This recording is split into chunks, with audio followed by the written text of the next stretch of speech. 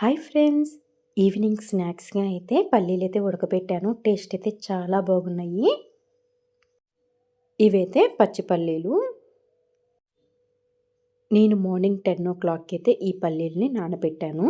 Evening 5 అయితే వీటిని అయితే ఉడకబెట్టేసేసాను. టేస్ట్ అయితే చాలా బాగున్నాయండి. హెల్త్ కూడా చాలా మంచిది. మనం బయట శనక్కాయలు తెచ్చుకొని ఉడకబెడతాం కదా, అలా కాకుండా ఇంట్లోనే ఈ విధంగా అయితే మార్నింగ్ నానబెట్టేసేసుకొని ఈవినింగ్ స్నాక్స్గా అయితే వండుకుంటే టేస్ట్ అయితే చాలా బాగుంది. ఈ విధంగా కుక్కర్ గిన్నెలో అయితే వేసేసుకోవాలి. దీంట్లో కొంచెం వాటర్ అయితే యాడ్ చేసుకోవాలి. కొంచెం సాల్ట్ని కూడా వేసేసుకొని మనమైతే కుక్కర్ అయితే లిడ్ పెట్టేసేసుకోవాలి.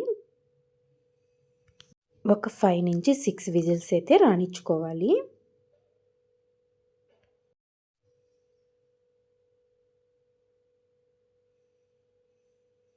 ఆవిరిపోయాక కుక్కర్ లిడ్ అయితే ఓపెన్ చేశాను.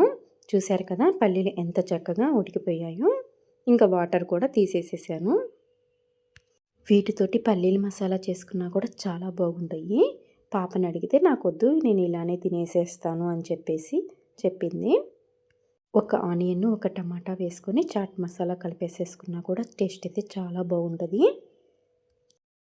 ఇంకా పాప అయితే ఆ విధంగా వద్దు, నాకు ఈరోజు నేను ఇలా ప్లెయిన్గానే తింటాను అని చెప్పేసి చెప్పింది. ఇంకా అందుకని చెప్పేసి తనకైతే ప్లెయిన్గానే బౌల్లో అయితే వేసేసి ఇచ్చాను. ఈ వీడియో నచ్చినట్టయితే ప్లీజ్ సబ్స్క్రైబ్ మై ఛానల్.